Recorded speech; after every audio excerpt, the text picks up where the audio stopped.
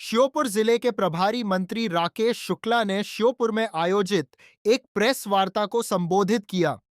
इस दौरान उन्होंने केंद्र सरकार की महत्वाकांक्षी विकसित भारत जी राम जी योजना को लेकर विस्तार से जानकारी दी। प्रभारी मंत्री राकेश शुक्ला ने कहा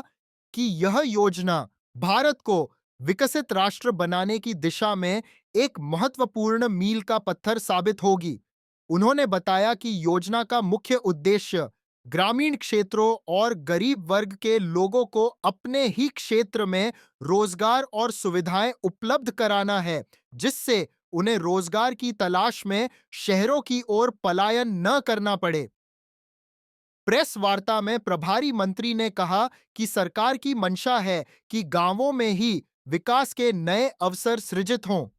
बुनियादी सुविधाएं मजबूत हों और ग्रामीण अर्थव्यवस्था को नई गति मिले। उन्होंने यह भी स्पष्ट किया कि योजना के माध्यम से ग्रामीण युवाओं, किसानों और जरूरतमंद परिवारों को सीधा लाभ पहुंचाया जाएगा। अंत में प्रभारी मंत्री ने भरोसा दिलाया कि विकसित भारत जी राम जी योजना के प्रभावी क्रियान्वयन से श्योपुर सहित पूरे क्षेत्र में विकास की नई तस्वीर देखने को मिलेगी और आत्मनिर्भर भारत के लक्ष्य को मजबूती मिलेगी।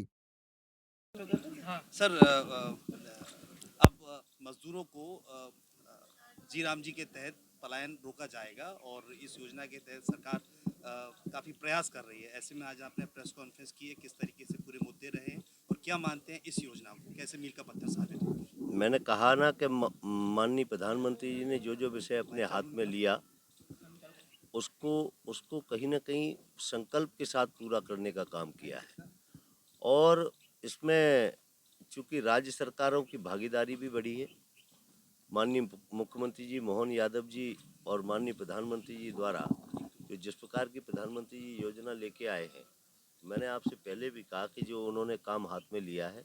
संकल्प के साथ और एक सपना मान के, जो उनका सपना है जो 2047 का, उस सपने को लेकर आगे बढ़े हैं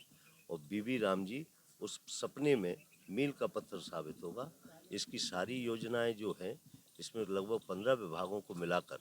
इसमें गांव कैसे सुदृढ़ बने, गांव की स्थिति, गांव में रोजगार उपलब्ध हो, गांव के किसान की स्थिति और उभर कर और अच्छी हो, महिलाओं का सशक्तिकरण हो, अलग अलग योजनाओं के माध्यम से माननीय प्रधानमंत्री जी ने इसमें बदलाव किया है और उसके सार्थक परिणाम निकलेंगे। सर कांग्रेस जो है इस योजना को अपने परिवार के नाम चलाती हुई आई, लेकिन अब नाम चेंज किया है मोदी सरकार ने। मैंने कहा ना कि इसमें उनका उनका परिवार का नाम है कि नहीं क्या है वो ये तो आप लोग जानते होंगे, लेकिन ये आपको प्रामाणिक रूप से कह सकता हूँ कि उनको जिस प्रकार से पीड़ा भगवान राम के नाम से होती है, राम का नाम जहाँ आ जाएगा तो उनको पीड़ा होती है, राम के नाम से पीड़ा हो रही है। इसमें आप लोगों के लिए भी एक प्रश्न चिन्ह है कि इस प्रकार के लोगों को सुनना भी और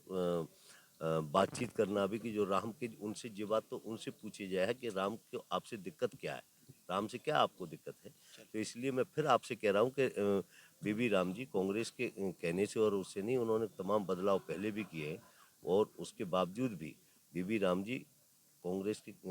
जो सोचती है, उनको तो बहुत तकलीफ है कई बातों से,